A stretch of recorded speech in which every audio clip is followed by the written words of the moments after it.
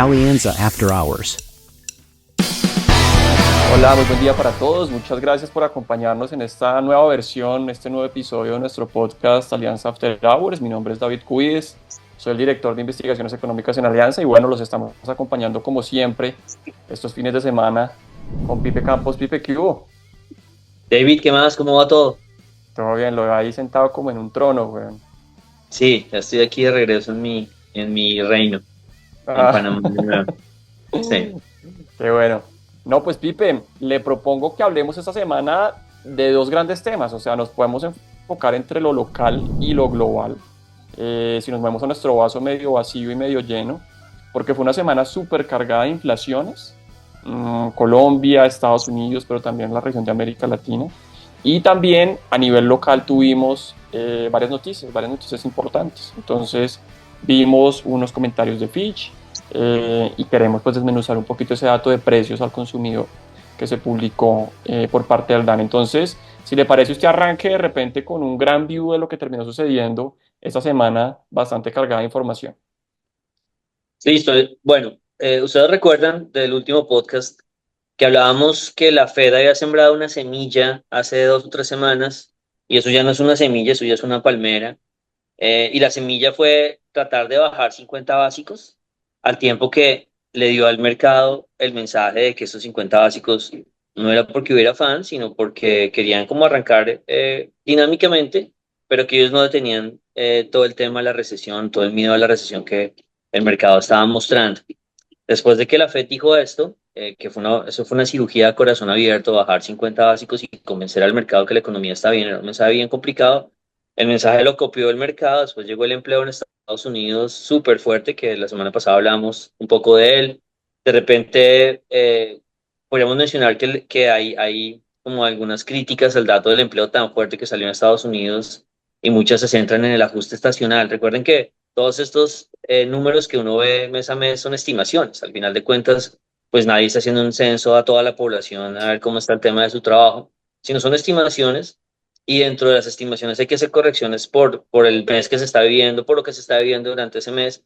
Y el dato de empleo tuvo unas correcciones enormes, tanto que el empleo, por ejemplo, del gobierno, que estaba generando 30.000 nuevos empleos cada mes durante el año, marcó 800.000 nuevos empleos. Entonces hay mucha gente diciendo, a mí no me gustó ese ajuste estacional, pero vamos a dejarlo ahí, no nos vamos a meter en teorías de conspiración, pero digamos que ese dato fue como agüita y alimento para la semilla de la Fed, y entonces el mercado se está montando en la historia del soft landing.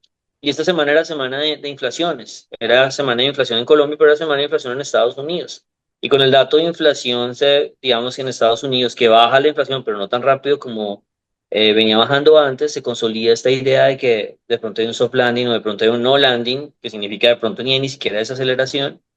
Y encima de eso, le agrego más a noticias, salieron las minutas de la Fed, donde se dio a entender que sí, que la mayoría dijo que 50 básicos, pero como que medio, la mayoría fue así medio forzado por Powell, que quería él arrancar con 50 básicos. Entonces, toda la historia que estoy tratando de decir es que el mercado está comprando la idea del soft landing gringo o no landing, y con esto han sufrido los bonos moderadamente, el dólar está relativamente estable a nivel mundial, no quiere bajar y las acciones disparadas. Esta semana tuvimos máximos históricos en acciones en Estados Unidos, que ahorita lo vamos a retomar cuando hablemos del meme de la semana. Así que todavía estamos metidos en este bus del soft landing, un bus que Alianza no pagó tiquete, nos medio metimos así colados por la parte de atrás, pues porque hay que operarlo, no podemos quedarnos así. Y ya habíamos anunciado que desde el mensaje de la Fed uno tenía que tener cuidado de no irse a quedar del bus. Y nos vamos, David, a un montón de semanas sin noticias. Nos vamos hasta Ujú. noviembre. Esto no es una razón para que no vean el podcast, véanlo por favor, que ahí nos vamos va a ser los mejor podcast los de ahorita que sí. Pero nos vamos hasta la primera semana de noviembre, que es cuando se viene la reunión de la Fed y las elecciones en Estados Unidos. O sea que hasta ahí el mercado va a quedar, yo creo, con esta onda de vamos a comprar acciones, eso está ayudando a levantar las acciones colombianas y vamos a estar teniendo un poquito de cuidado con bonos y con dólar relativamente sostenido. Entonces esa fue la mezcla de lo que se dio en Estados Unidos y a nivel global, donde podemos sumarle algunas cosas, los riesgos geopolíticos que han estado subiendo el petróleo, que es más de esta misma idea de que la inflación no puede estar tan dormida como la gente lo creía. Así que esa fue la mezcla y eso fue lo que se dio en los portafolios finalmente. Ahorita le hablo más de Sí, cómo pinta la inflación gringa y cómo se está viviendo eso en activos colombianos, pero a nivel global ese fue el resumen. Y como le digo, la Fed está con la pelota en este momento corriendo y nadie la puede atajar. Pareciera que ok. ellos tienen la razón. Pero déjeme decirle una cosa más antes de que usted pase y es, recuerde que la Fed ha tenido unos discursos que han cambiado cada 3 meses, cada 4 meses, diametralmente. O sea que uno se monta en este bus, pues porque ese es el bus que están dando, pero tiene que tener siempre un sentido crítico de lo que pueda hacer hacia adelante. Ujú, ujú. No, listo, súper. Yo creo que ese es un buen resumen, Pipe, del tema global. Si le parece, déjeme, yo le hablo un poquito del tema local. Porque en Colombia tuvimos una reunión organizada por una de las calificadoras, por Fitch, en donde su director de soberanos, Richard Francis, habla un poquito de esas perspectivas de Colombia y hacia dónde ven las cosas. Y allí ponen, digamos, como un panorama que muestra unos temas positivos y unos temas que también, pues digamos, pueden ser más bien negativos. Por el lado positivo, sí mencionan que la economía colombiana, pues de repente ya tocó piso y podríamos empezar a ver algo más de crecimiento. Entonces, fíjese que eso coincide, Pipe, también con esa visión que nosotros hemos montado en Alianza y es ya de cara a lo que sería el cierre de este año, probablemente vamos a ver unos últimos trimestres con un poquito más de actividad económica y probablemente vamos a ir a buscar un crecimiento cercano al 1,8%. A ellos en Fitch les da algo más cercano al 2%. Entonces digamos que allí hay algo de coincidencia. Y de cara al 25, probablemente el repunte va a ser un poco más fuerte. Usted acuérdese que nosotros en Alianza estamos hablando de algo más cercano al 3% y a ellos les está dando algo similar a ese 2,8%. Entonces las noticias desde el punto de vista de actividad económica son buenas en el sentido de que ya tocamos el piso y vamos a empezar a crecer un poco más. Con un asterisco y es que ni este año ni el siguiente vamos a llegar al potencial. Y para las calificadoras ese es un mensaje que siempre es muy importante, que el país crezca o cerca al potencial o ojalá por encima del potencial, porque eso genera más ingresos tributarios, genera un mejor dinamismo económico, etcétera, etcétera, y eso permite pues mejorar un poco las métricas fiscales. Entonces, primer punto, el tema de actividad económica empieza a mejorar, pero ojo que todavía nos faltan más centavos para el peso y es llegar a ese crecimiento potencial. Por donde sí ven algo de preocupación, Pipe, es en el tema puntualmente fiscal.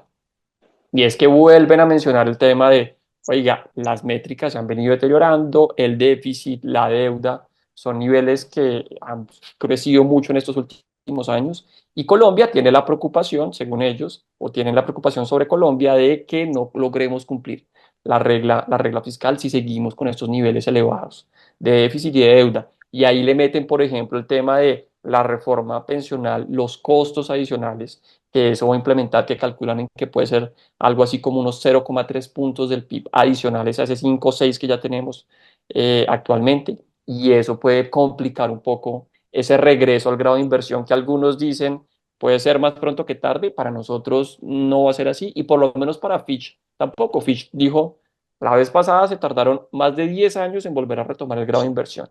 Y aquí ya tenemos el doble del nivel de deuda, el doble del déficit, pues no pareciese que volver a hacer gran inversión va a ser una tarea del corto plazo. Entonces, por ese lado estuvo esa conferencia, Pipe, en donde sí nos dan como la palmadita en la espalda por el lado de la actividad económica, y dicen las cosas van un poquito mejor, pero ojo y nos vuelven a resaltar esas preocupaciones en materia de déficit, en materia de deuda, y diciéndonos por ahora no se animen tanto como a ese cambio en la calificación soberana, que acuérdese usted sí lo vio Brasil hace poquito, no con esta calificadora, pero sí por el lado de Moody's, que dijeron, bueno, ustedes se están comportando un poquito mejor. Eso por un lado. Ahí, David, déjeme lo interrumpo ahí como para que le recordemos a todos cómo está la foto en el tema de las calificaciones, ¿no? Recordar que Fitch y Standard Poor's nos tienen en W más, o sea, ellos sí ya nos quitaron el grado de inversión y que tenemos a Moody's con un triple B extraño, pero bastante optimista sobre Colombia, 2 niveles por encima de Fitch y Standard Poor's. Y en medio de eso, las calificadoras, alguien dirá, las calificadoras tienen la última palabra del mensaje, un poco las calificadoras son una gran fuente de información, pero al final el mercado toma su decisión, los inversionistas. Los inversionistas están negociando Colombia como si fuera un país W menos, en medio de este enredo de letras. Al final lo están negociando como si estuviera 2 niveles por debajo de Moody's y Standard Poor's y por supuesto 4 niveles por debajo de Moody's. Entonces, de Fitch y Standard Poor's y 4 niveles por debajo de Moody's. Entonces, al final de cuentas, este tipo de noticias que son muy importantes para el futuro y el largo plazo del país tienden a tener muy poco efecto o efecto de corto plazo, en el caso de que alguna calificadora dijera, sabe que vamos a bajarlos un nivel, un nodo, no tener un efecto permanente, vuelvo a insistir, porque el mercado ya está metido en la peor situación posible y los Ujú. bonos colombianos en dólares se están negociando lo más lejos posible de la región, de lo que hemos visto en toda la historia, en 20 años de historia que hay en el país. O sea, ese costo y esa incertidumbre fiscal ya está metida en los activos colombianos. Sí, Pipe, eso era una pregunta que nos hacía un cliente. Esta semana, acuérdese que estuvimos en Valledupar, en esa ronda de que estamos por ciudades, y justo nos decía lo mismo, como un poco preocupado por el tema fiscal, y la respuesta que nosotros venimos dando en Alianza es justamente esa, ¿no? O sea, fíjese que las métricas fiscales de Colombia se han venido deteriorando desde que se creó la regla fiscal. O sea, todos los años el gobierno, independiente de qué gobierno era, decía, yo hoy tengo tal nivel de déficit, tranquilo que en 10 años va a ser mejor, o tal nivel de deuda, tranquilo que en 10 años va a ser mejor. Y sustancialmente, o pasaban cada 2 años, cada 3 años, cada marco fiscal adicional, esas métricas se iban deteriorando. Y eso, Pipe, no ha sido un impedimento pues para que los flujos o para que los activos reaccionen, y no es como el main driver a la hora de pensar en hacia dónde van esos activos. Y lo otro es lo que usted acaba de mencionar, y es que aún así, si lo fuese, ya los precios han venido hablando, ¿no? Y lo tienen incorporado. Sí, por ejemplo, los extranjeros que sí no, nos han dejado de traer plata el último año, año y medio, no han traído plata, por ejemplo, para invertir en TES. Es todo lo contrario, o sea, si acaso no han traído plata es porque somos víctimas de nuestro propio éxito. Uno diría, está clarísimo que no quieren traer plata a Colombia, pues porque con todo este rollo fiscal, ¿cómo lo van a traer? Y la verdad, las tasas que está ofreciendo Colombia son peores desde hace año, año y medio que las que ofrece un Brasil o un México. Entonces, quiere decir, nuestras tasas son más bajitas, mejor dicho. Ujú. Nos estamos financiando en pesos colombianos mejor que el resto de la región, gracias al Banco de la República, porque el Banco de la República ha anclado los bonos. Entonces, sí, sí no ha llegado un dinero, pero no ha llegado, más bien es porque la tasa que ofrecemos es muy bajita y por eso es los riesgos de que el banco bajara muy rápido la tasa. Ujú. Por eso, entonces, bueno, hay una mezcla ahí, pero sí, el mensaje es un input muy importante, pero y probablemente si llegaran a tomar una decisión a generar ruido, pero no es algo nuevo. Ahora, no quiere decir que Colombia no ha estado peor. Sí, en noviembre del 22 estuvimos peor que ahora. Podría pasar, pero no va a ser por unos mensajes de unas calificadoras. O sea, si vamos a estar peores porque de alguna forma el mercado se vuelve a meter en esa situación en la que pueden haber cambios estructurales muy, muy grandes en el país. Y eso se podría dar en el caso de como se compró ese etiquete en noviembre del 2022, en octubre, donde decían, aquí nos van a cambiar todo y va a ser muy rápido. Eso sí puede pasar y ahí Colombia tiene espacio para deteriorarse más. Pero el mensaje es no porque venga una noticia fiscal que ya está bastante, digamos, trajinada en los activos. Bastante masticado. Sí, Pipe, entonces eso fue uno de los temas de la semana a nivel doméstico. El otro, pues fueron los datos de inflación, que aquí volvimos a ver, nosotros les contábamos la última vez que hablamos en este podcast de nuestra visión bajista en inflación, que se sigue confirmando. De hecho, no solamente nos pasa a nosotros, sino en general a todo el mercado, en donde efectivamente para este mes de septiembre volvemos a ver un retroceso en la medida interanual, un dato que al final, Pipe, no termina sorprendiendo mucho al mercado. De repente a nosotros en Alianza un poquito más, sí, pero que para el consenso de analistas terminó estando bastante cercano. Y sí nos Aquí nos estamos seguimos. metiendo ya en la receta técnica, ¿no, David? Para que Exacto, sepan, de sí, yo una vez creo vamos a que mandarnos a la receta técnica. está muy bien porque fíjese que lo acompañamos de un meme suyo en el boletín del consumidor. Entonces, ahí ya empezamos a hablar un poco de precios. Y efectivamente lo que yo le decía a Pipe es un dato muy en línea con las expectativas del mercado, un dato que se sitúa cercano al 0,2%, para ser exacto 0,24, y al mercado muy cerquita, 2, 3 básicos de diferencia, pero que en términos interanuales, ustedes lo ven ahí en la gráfica, pues ya rompimos esa barrera del 6%. Veníamos del 6,1 y ya caemos a ese nivel del 5,80%, que es, Pipe, el nivel más bajo desde diciembre del 2021. Entonces, seguimos en ese proceso desinflacionario que viene avanzando desde hace varios meses, más que dividimos la inflación a la mitad desde aquel máximo por encima del 13,3% de marzo del 23, y estamos encaminados ahora a cerrar, creemos nosotros en Alianza, este año con una inflación por los lados del 5,6%. La buena noticia, Pipe, es que al final ese paro camionero que nos había asustado un poquito y que decíamos nos va a meter ruido en alimentos, nos va a meter ruido en transporte, pues al final no le generó mucha presión a la inflación. fue muy pequeño, digamos, el avance o la contribución de ambas divisiones en cuanto a lo que es el mismo paro. Por otro lado, educación sí estuvo muy presente, yo creo que eso lo está sufriendo usted. Matrículas de colegios se están ajustando y aquí le metió un buen cimbronazo a la inflación en esta oportunidad, le aportó una tercera parte, perdón, de la inflación total. Y como es habitual, vivienda con el tema de la indexación, restaurantes y hoteles, la gente sigue yendo a cenar, a comer fuera de su casa y a pasear.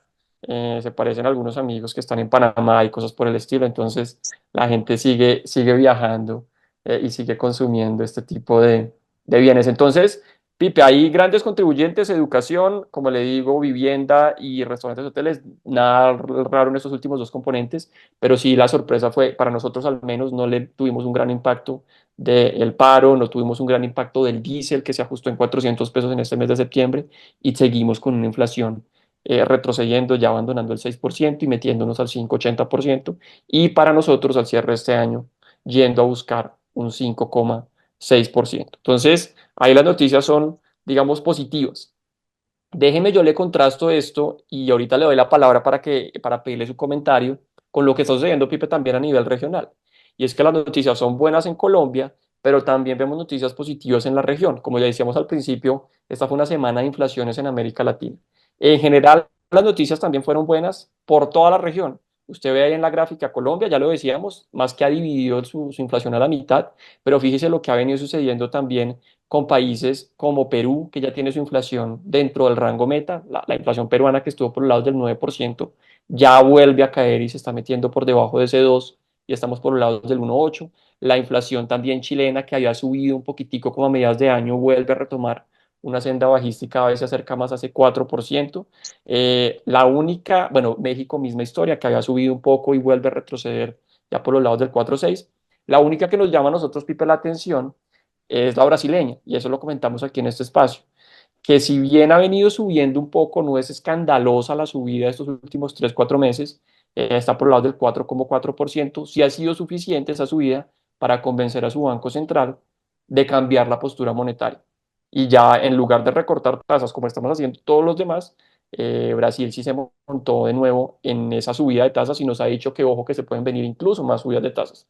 Que yo me acuerdo que usted comentaba en uno de estos comités de esta semana y es tal cual, eso es lo que, el escenario peor para el Banrep, o sea, el Banrep claramente es a lo que menos le gustaría llegar, ir del timbo al tambo y ir recortando y después ir subiendo como le está pasando a los brasileños, que es la excepción en este escenario regional en donde todos vamos cayendo en tasas, todos vamos cayendo en inflación, pero los brasileños últimamente pues han mostrado unas posturas divergentes. Y le dejo la última inflación, que solamente se la va a mencionar, pero usted que nos comente, es el tema de Estados Unidos, que también mostró datos de precios, muestra una nueva caída y cada vez más, Pipe, acercándonos a ese número mágico, que es ese 2% de objetivo de la FED, en esta oportunidad llegando al 2,4%.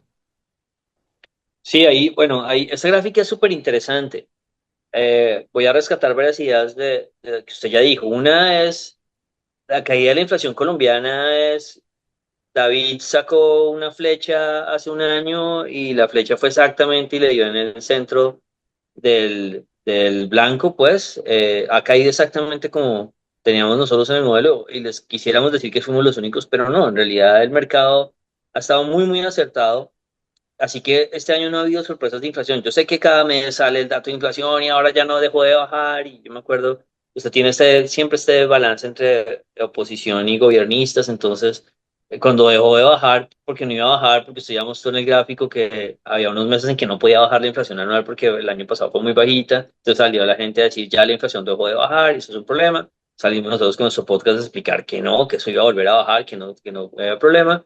Y ahora cuando baja, entonces sale el otro lado, salen los gobernistas a decir es que vea lo que estamos logrando. En realidad la inflación, ¿qué es lo que está pasando mucho gran parte de la inflación? Y eso es muy difícil separarlo. Uno es que se acabó el choque, hace rato se acabó el choque, y cuando se acaba el choque, pues se va diluyendo y se va diluyendo por efectos base, que lo hemos explicado muchas veces. Usted tenía un septiembre que era muy alto el año pasado y ya no tiene el choque, pues este mes viene un septiembre normal y la inflación anual se reduce en esa diferencia. Así que una gran parte es eso. En ausencia de choques, la inflación se baja. Entonces uno dice, pues, ¿para qué trabaja el Banco de la República? Pues porque una parte no es por los choques de oferta, sino otra parte fue porque crecimos mucho en términos de estímulo de demanda, y eso también lo tiene que trabajar el Banco de la República. Y un elemento adicional es que el Banco de la República tiene que calmar las expectativas, porque al final de cuentas, las inflaciones en el mundo, en Colombia, es un gran ejemplo, se la pasa teniendo choques, cada 2 o 3 años viene un choque, generalmente son exógenos, son de afuera. Eh, Internacionales, y se dan los choques, y al final el trabajo del Banco de la República es que después del choque la gente siga creyendo, todos es un consenso en que todos creamos que la inflación sí puede estar entre el 3, entre el 2 y el 4, cerquita al 3. Ese es el trabajo del Banco de la República, es después del choque juntar a todos y ponernos de acuerdo y darnos tranquilidad de que ahí vamos a seguir montados en esa línea. Entonces, lo que estoy tratando de decir es, ustedes ven ahí en el gráfico y los choques se desaparecen, en parte por el Banco de la República, en parte porque ya no hay choque. Entonces, es muy interesante cómo el Y el rebote choque reciente es solamente, aquí le digo, el dólar, ¿no? Que fue nuestro claro, choque. exactamente. Es muy interesante ver que el rebote de las inflaciones regionales, el pequeño rebote ha sido por dólar. Por eso el tema del dólar es supremamente delicado, y por eso el Banco de la República lo ha mencionado varias veces que no le gusta que esté a 4.200. Nosotros hemos dicho, vea, es que si se va a 4.400 ya hay choque inflacionario. 4.200 es aguantable. Entonces por eso el banco tiene todo este problema de bajar tasas muy rápido. Con dólar a 4.200 de pronto, lo manda fácil a 4.400, si baja las tasas muy rápido, y la gente se convence que no vale la pena invertir en ese país con tasas tan bajitas, y podemos vivir algo de este rebote. Pero bueno, es una señal de tranquilidad que se esté calmando el rebote. A mí me parece que en Brasil se va a calmar en un tiempo, porque el real brasileño ha estado estabilizándose, pero eso es en camino, y nosotros siempre hemos insistido, hay que mirar la región para entender el camino, lo que le decía a Colombia, tanto la meta como los riesgos que hay latentes. Y por supuesto, cuando lleguemos al 4 van a haber riesgos. Bajar del 4 no va a ser fácil. Todo el próximo año puede que no bajemos del 4. Y eso es lo que hemos dicho nosotros siempre, incluso en el tema de inversión. Por allá, cuando los CDTs estaban al 17% y otros estaban al 14%, decíamos, es que la gente está pensando que la inflación en Colombia no va a regresar al 4, y siempre regresa al 4. O sea, es muy difícil que no. El problema, también lo hemos mencionado, es llegar al 3 es un camello. Regresar y darle la confianza a todos, y no solo en Colombia, sino en todo el mundo, de que el 3 es lograble, es lo que va a ser complicado. Y aquí venga, le hablo un poquito de Estados Unidos. El dato de Sí. Estados Unidos de inflación, tanto en la inflación del consumidor como la del productor, que se conocían los dos datos, jueves y viernes, siguió bajando la inflación en términos de la total. Algunos núcleos hicieron algo raro, rebotaron un poquito, pero eso es normal. La inflación total, que es la que a mí me obsesiona para los mercados, siguió bajando, pero bajó a una tasa más, digamos, más lenta. Y esto o sea, es la zapatilla que le ajusta al pie de la Fed, que está diciendo, no hay desaceleración económica y de pronto me preocupa un poco la inflación. Ajusta perfectamente, y por eso seguimos viendo lo que les mencionaba en la introducción, seguimos viendo bonos un poquito enredados y dólar relativamente fuerte.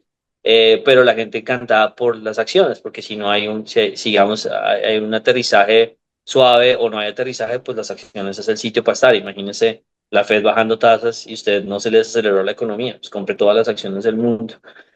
¿Qué pasa con la inflación en Estados Unidos? Está siendo atacada, bueno, por un lado porque puede que sí, puede que no haya desaceleración económica, pero nosotros siempre hemos hablado mucho del papel del petróleo en este en este indicador. Por eso es que mencionamos tanto la inflación total, porque a nosotros no nos gusta quitarle lo volátil a los activos, porque primero lo volátil puede durar más tiempo de lo que uno cree, porque eso siempre le dice, no, no, quítele alimentos y quítele energía, porque eso igual es temporal. Sí, pero si el choque dura 1 año o 2 años, si el choque te lleva a la inflación de alimentos al 30%, pues eso va a afectar todo. Entonces la parte volátil hay que mirarla. Y cuando miramos la inflación, está en el próximo slide, cuando miramos la inflación en Estados Unidos, todo el choque de inflación de Estados Unidos es bastante explicable, digamos, por el precio del petróleo, que es la línea azul. Obviamente al final, es cuando uno lo refina, no es exactamente así, hay unos elementos que pueden variar, pero digamos, en el agregado es fácil explicarlo de esta forma. Y el rebote del petróleo hay que vigilarlo. El petróleo ha estado rebotando más, yo creo que por todas las dos cosas, porque la Fed dijo que hay un soft landing, y si hay un soft landing, entonces yo, ¿por qué voy a vender petróleo si la economía está bien? Y después por los temas geopolíticos. Alguien dirá, no, solo temas geopolíticos. No, señor, el piso al petróleo se lo puso la Fed y duró una semana rebotando, y después vino el tema geopolítico que lo subió a la otra mitad. Pero esos elementos, yo no creo que al final, digamos, este gráfico es un poco tramposo, porque entonces uno cree que el petróleo tiene que llegar a 60 para que la inflación regrese al 2. No es así, porque al final uno lo que mide son los cambios anuales en el petróleo. Es un poquito más, para ser un poquito más técnico, pero obviamente un rebote en el petróleo molesta a la velocidad de caída en la inflación. Entonces aquí en términos, digamos, para lo que viene el resto del año, hay que estar pendientes de que el petróleo no se suba a 80. Si se sube a 80, la inflación va a bajar más lento y este dolorcito de cabeza que están sintiendo los bonos, de pronto se va a perpetuar un poquito más. Lo que hemos dicho en Alianza y sacamos el documento, yo le he hecho mucho bombo a los documentos en el que tomamos una posición contraria al mundo, porque es donde uno realmente no debería estar opinando que vamos a saber nosotros más que ellos. Eh, que los analistas gringos, pero nosotros a mitad de año dijimos, no, miren, si el petróleo no se sube de 90, aquí no hay choque inflacionario, la inflación va a volver a caer, no se preocupen por eso y al final se dio bastante bien. El mensaje sigue siendo el mismo, si el petróleo se va arriba de 80, si se va arriba de 90, particularmente porque algo pase, yo creo que más en términos geopolíticos, que es algo que uno no sabe bien cómo manejarlo, va a haber choque inflacionario y hay que estar pendiente de eso porque eso nos descargaría el tema de Estados Unidos. Si uno dice, esto es un choque inflacionario global, no, la región, por supuesto, nosotros pagamos gasolina, entonces se va a sentir, pero las inflaciones de la región es más dólar. O sea, la variable que le da vueltas a la inflación en un país como Colombia son los choques de dólar. La variable que le da vueltas a la inflación en un país como Estados Unidos son los choques de petróleo. Y son las dos grandes variables que le dan volatilidad. Entonces, Pipe, se nota un poquito porque de la débito. no, que le quería preguntar ahí algo que también nos están preguntando mucho y lo creo que lo comentábamos en nuestros comités es, ¿y esto cómo se habla con las elecciones? Y usted ya lo mencionaba hace algunos minutos, o sea, se nos viene, estamos a 15 días de elecciones, 20 días, 3 semanas, lo que usted quiera, y uno diría que eso es más presión geopolítica, eso es más petróleo, entonces eso es más inflación. ¿Cómo usted ve ese tema o no es tan relevante a la hora de pensar en estos activos? Digamos que hay unos discursos importantes. Por ejemplo, por el lado de Trump, de repente podría ser bajista petróleo si él quiere aumentar la producción, pero también hay mezclas que dependen de cuál es la posición de ellos en términos geopolíticos de intervenir o no en el tema de Israel. Eh, con Irán, o entonces es una mezcla muy complicada puntualmente. Siempre hay un discurso en el que dicen este presidente es positivo para este activo y este otro no. Es difícil encontrar esas reacciones. Es decir, cuando uno ya mira el mercado, ¿por qué? No es porque no importa el discurso, sino que hay unas fuerzas mucho más grandes. O sea, que la fuerza de, por ejemplo, en el mercado de petróleo puntualmente, la fuerza de si hay una recesión, o si hay una recesión te baja $20 el petróleo, no importa lo que diga nadie. Entonces son Ujú. fuerzas que son mucho más grandes. O la OPEP. La OPEP es, pues, por supuesto, mucho más grande que la opinión de Estados Unidos sobre el petróleo. Entonces, si la OPEP decide, reco- re- digamos, aumentar más los recortes, o sea, ponerse a producir un poquito más o no, reducir los recortes, eso va a ser más importante. Entonces, hay fuerzas mucho más grandes.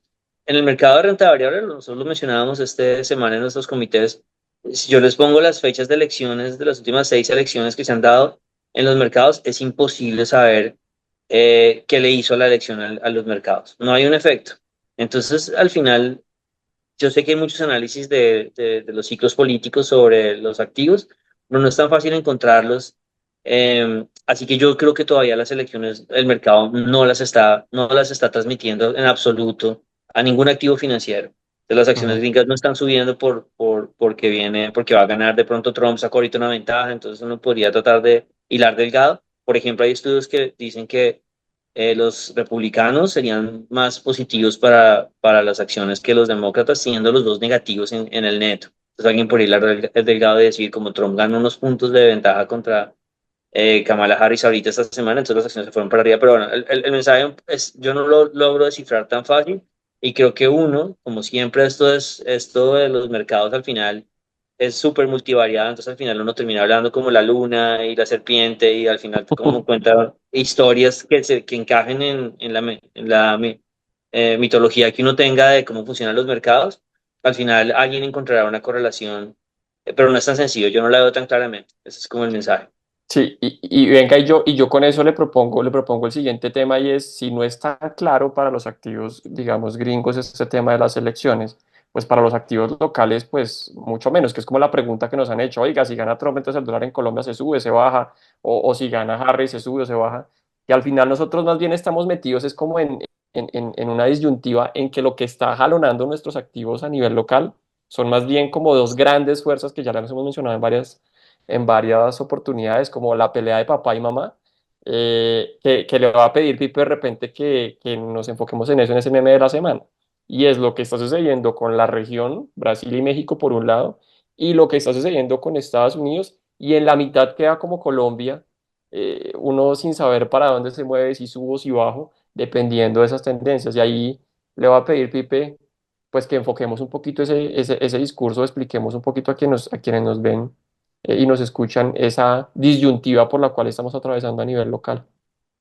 Listo, de una. De una, hablemos del meme de la semana. De repente aquí terminar con una frase, porque a mí alguna vez me citaron por ahí en Twitter como que yo decía que lo político no importaba y después que sí importaba y entonces la gente le gusta buscarse la frase que, entonces, digamos, el mensaje es lo político importa, más en países como el nuestro que a nivel global siempre tiene alguna importancia, por supuesto, pero en países como los nuestros importa si el nuevo gobierno, en este caso el gobierno mexicano o el colombiano o el brasilero, tiene planes de cambiar estructuralmente al país y tiene el respaldo para hacerlo. Entonces, fíjense que AMLO no había generado olas en los mercados, pues porque los 15 puntos que él quería pasar, pues no se los pasaban.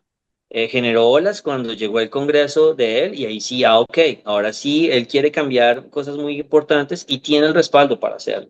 En Colombia pasó lo mismo, se querían cambiar muchísimas cosas y en principio se pensaba que había todo un respaldo cuando se dieron cuenta que el respaldo estaba mucho más fragmentado, entonces el mercado se calma. Entonces sí, pero no es que siempre que haya una elección política, entonces los mercados se vuelvan nada o no se vuelvan nada, como estoy diciendo en Estados Unidos. Tiene que haber una propuesta muy transformadora y muy transformadora hacia, por supuesto, hacia lo contrario que se ha hecho, o sea, cambiar la estructura de cómo funciona el país y tiene que tener su respaldo. Terminar con eso como para no decir es que lo político no importa, si importa. Pues hombre, no sé, hay países en que las elecciones, no sé, la misma elección de Lula no importó nada, pero la de AMLO tampoco generó casi ruido, pero sí el gobierno, el Congreso de AMLO sí generó ruido cuando eligen a Sheinbaum. Y bueno, en Colombia las elecciones no han generado volatilidad hasta que Ujú. tuvimos la última donde se plantean muchos cambios. Pero bueno, ahí lo dejo para no meternos en Para que no esta lo es una quiten camisa mal de en 100.000 Twitter. varas, que es súper harta, pero la verdad a mí no se me hace complicada, lo que pasa es que da para muchos sesgos. Y metámonos en el meme de la semana. Queríamos contarles un poquito la particularidad que ha sido este año. Este año ha sido, todos los años tienen algo en el que uno aprende o en el que alguno tiene que tener una lectura. Y este año ha sido muy interesante porque hemos tenido una pelea de papá y mamá, en el que Colombia está en la mitad. Colombia es el niño y está siendo estirado por el éxito estadounidense y por las crisis que han estado viviendo Brasil y México este año. Así que los activos colombianos han sido absolutamente estirados y cuando hablo de los activos colombianos me refiero más al dólar y al mercado de renta variable. El mercado de bonos colombiano ha seguido al mercado de bonos de Estados Unidos y el mercado de bonos mexicano también. O sea, en el mercado de bonos todos han estado de acuerdo. Hubo problemas el primer semestre, les fue mejor en el tercer trimestre de este año. Ahí no ha habido stretch, no ha habido el muñequito que lo jalan a uno, pero en dólar y en acciones sí, y ha sido muy interesante porque es un año en el que pues uno ha visto a Brasil y México pensar por sí mismos. Pues, alguien dirá, no, pero como está diciendo, lo que estoy diciendo es que Brasil y México tienden a moverse mucho con Estados Unidos, un poquito más, un poquito menos, pero muy en línea, y Colombia pues en línea con eso sigue. Por eso nosotros siempre hemos hablado de tres pisos. El primer piso son los gringos, el segundo piso es Brasil y México, que es el 90% del flujo de la región, y Colombia es el tercer piso que puede tener vida propia, pero generalmente no, generalmente debemos hacerle caso a esos dos primeros pisos. Pues bueno, este año Brasil y México se han ido absolutamente en la dirección contraria a Estados Unidos y Colombia ha quedado exactamente en toda la mitad de esta discusión. Uno lo puede ver en el primer gráfico que tenemos, es un gráfico de acciones. Entonces ustedes aquí ven las acciones en Colombia, que es la línea roja, es el ETF en dólares, eso es medido en dólares, el ETF para invertir en Colombia desde la Bolsa de Nueva York.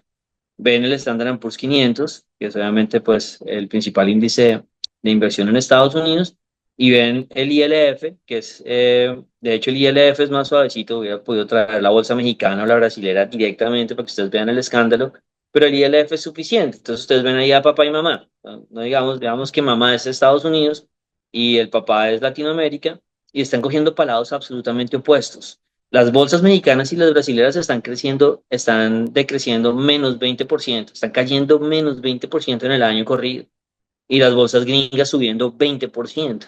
Entonces uno ya quiere parabolas al primer piso o al segundo piso. Entonces lo que ha hecho Colombia, que arrancó el año muy exitoso después de las elecciones regionales, se dispara a Colombia y comienza a corregir todo lo que ha perdido postelectoralmente. Y con las elecciones de mayo, que ustedes ven en junio, mayo-junio, cuando se desploma Latinoamérica porque llegan las elecciones de México, Colombia no tiene nada más que hacer que seguir la región.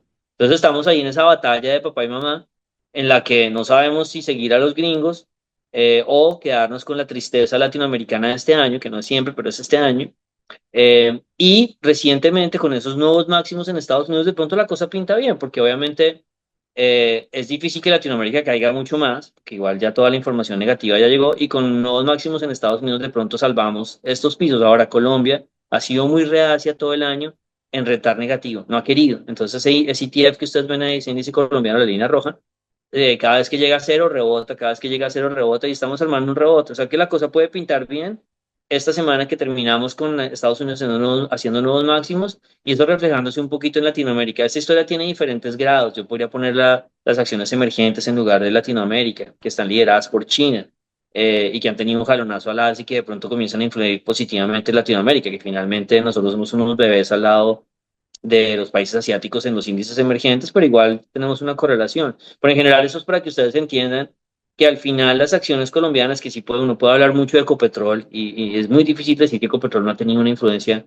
por supuesto, de temas internos, de temas de tercer piso, pero al final Colombia no se representa nada mal, digamos, en medio de no le va mal frente a Latinoamérica en medio del jalón, mientras los van estirando, no le ha ido nada mal y en parte ha sido por el éxito de Estados Unidos y lo que ha decidido Colombia, ¿sabe qué? Yo no me voy ni con mi papá ni con mi mamá, me quedo en la mitad esperando a que o mi papá, que es Latinoamérica, le dé por subir, que es la línea de abajo, o que mi mamá siga subiendo y Estados Unidos siga jalando. Entonces aquí nosotros explicamos que bastante de lo que está viviéndose la bolsa, sabiendo que hay un rezago, también en la bolsa colombiana todavía hay un rezago, no hemos podido recuperar niveles preelectorales, mucho de lo que está pasando este año es ese choque. Arrancamos con ímpetu y después el choque mexicano nos mandó a la mitad y ahí andamos todo el año.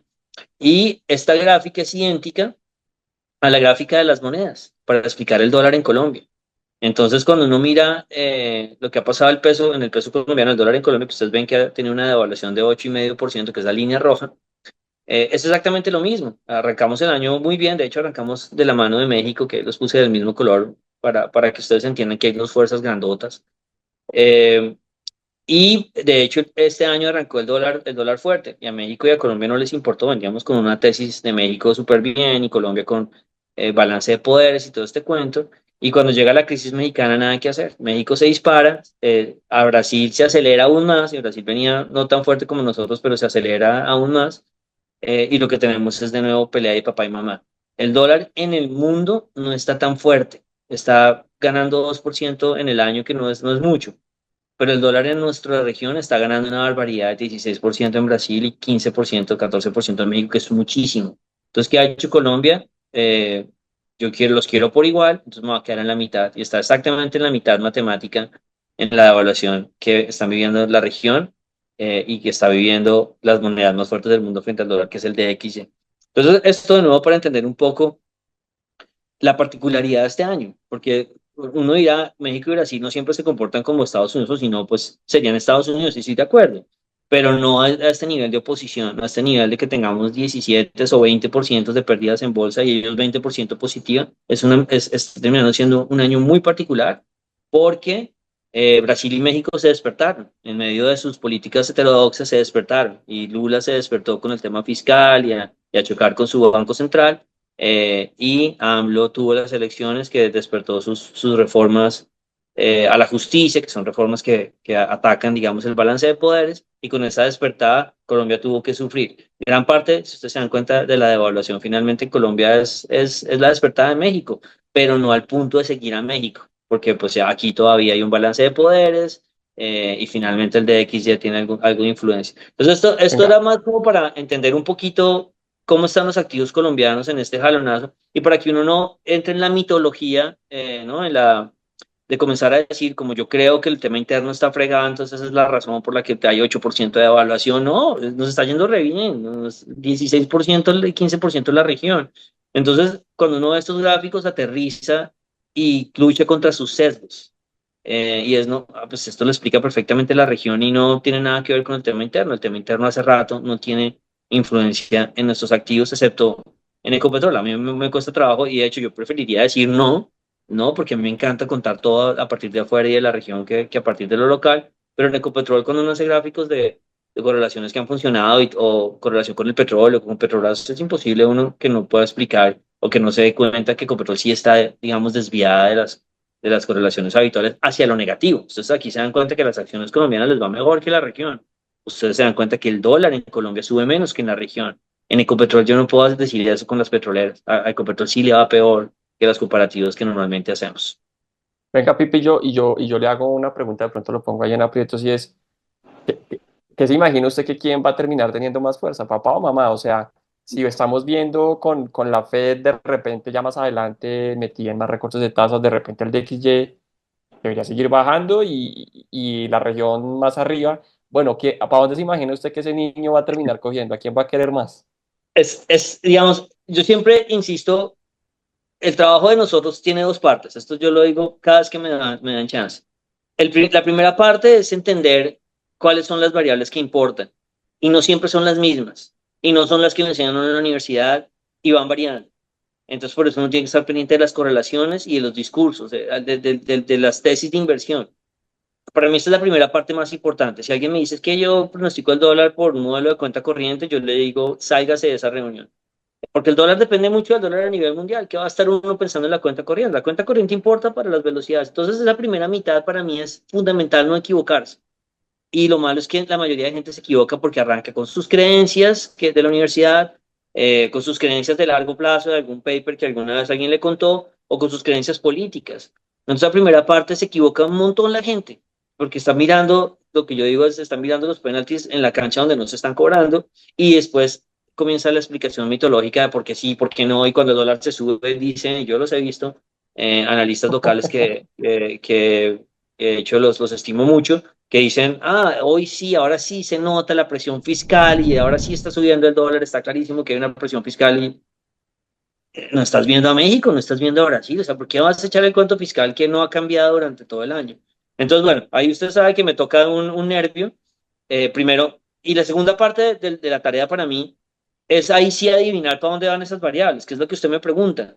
¿Para dónde va México? ¿Será que lo de México va a terminar el peso mexicano reventando el 20 de tasa de cambio porque llegue Sheinbaum a echar un cuento completo? ¿O será que el DX es para abajo porque finalmente nosotros sí creemos en el cuento de la desaceleración gringa? Esa es la segunda parte del trabajo. Cuando uno se equivoca, alguien va a decir, a mí no me importa que usted se equivocó por la primera o por la segunda, al final de cuentas me hizo perder plata. Pero para mí es muy importante porque es que la segunda parte es la de leer las hojitas, las hojitas del té. Esta segunda parte es muy complicada. Y obviamente uno trata de pegarle, pero ahí uno sí puede pegarle 50 veces, la mitad sí, la mitad no. Pero si usted hace la primera parte bien, en el neto le va a ir bien. Entonces, esa segunda parte que usted me pregunta es ya explicándoles a nuestros oyentes dónde es que está el meollo del dólar y de las acciones. Es listo, entonces pensemos, ¿será que México se puede recuperar? Mi sesgo es que sí, pero yo no sé qué va a decir Sheinbaum en el próximo discurso. Mi sesgo es que sí se va a recuperar y que el dólar se puede estar calmando eventualmente.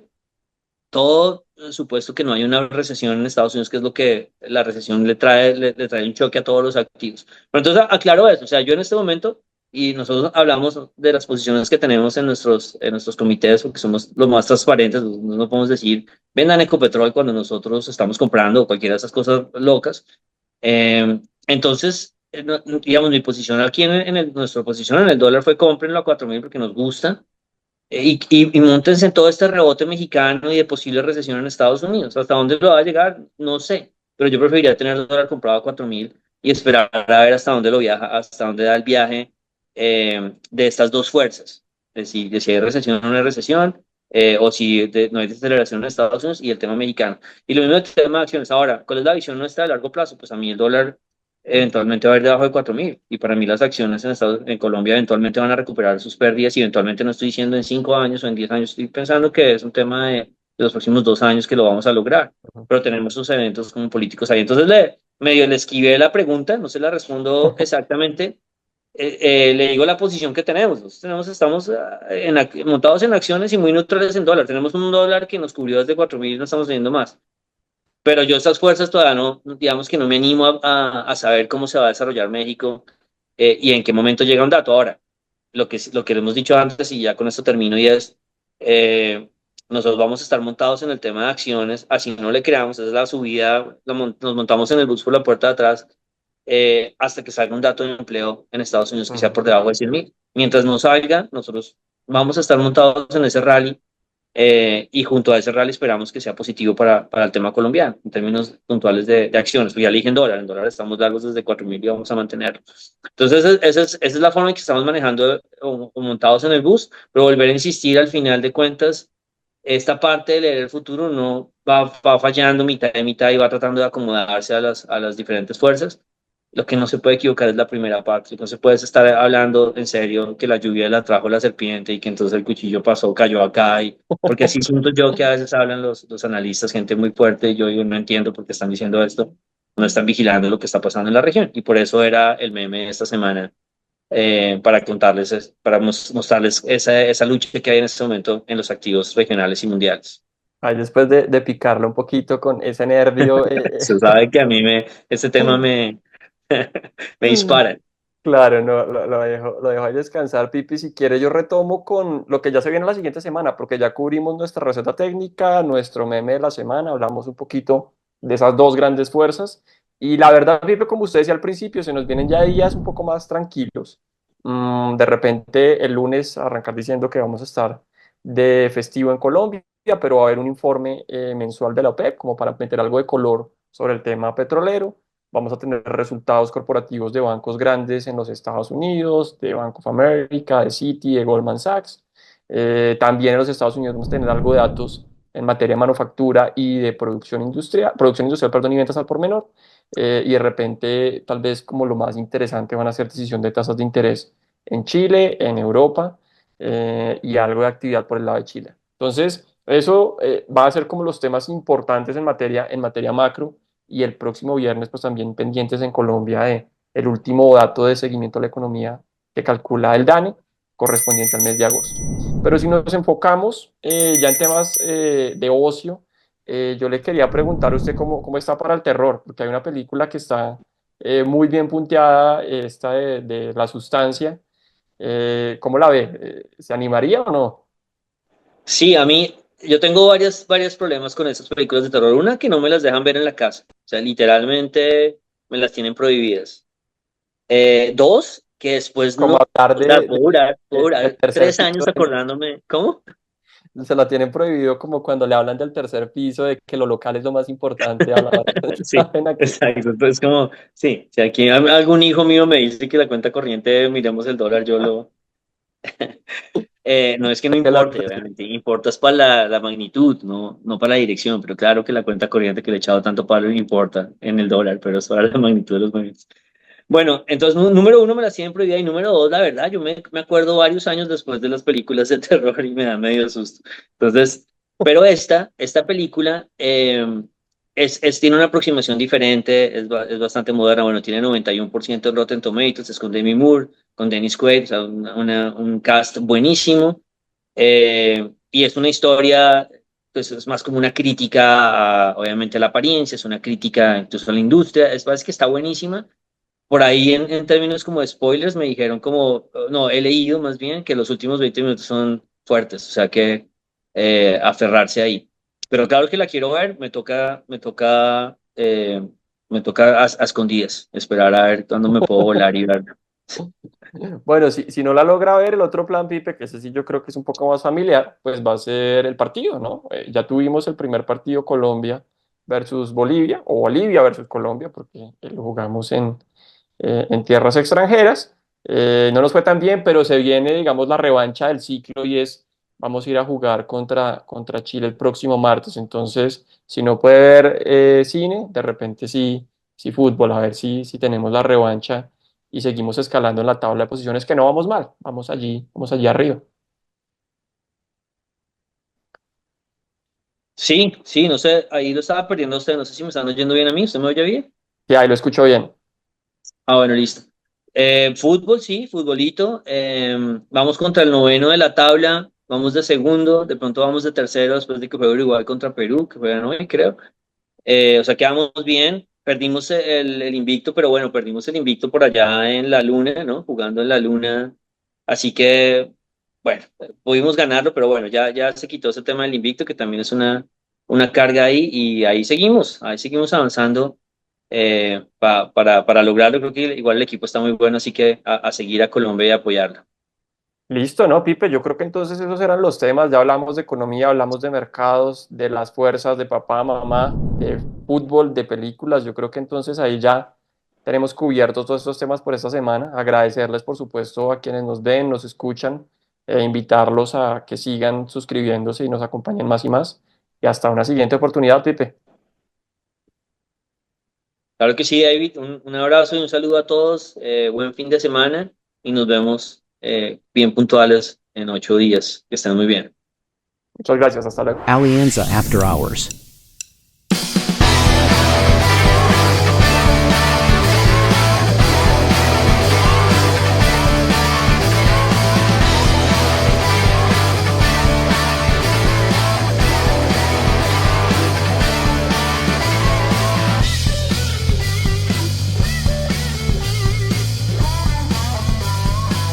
Nada de lo que se discuta aquí debe ser considerado como recomendación profesional para realizar inversiones. Las opiniones aquí expuestas no buscan imponer términos ni condiciones comerciales o legales, ni tampoco se constituyen en suministro formal de información al mercado de valores. Adicionalmente, son opiniones personales y no representan las de Alianza Valores o Alianza Fiduciaria. Se recomienda consultar con un asesor comercial que entienda sus necesidades de liquidez, horizonte de inversión y perfil de riesgo antes de invertir en mercados financieros. Escuchar el podcast de Alianza puede tener efectos secundarios como ser muy sesgado en dólar, ver figuras técnicas en la naturaleza y hablar de inflación en reuniones familiares.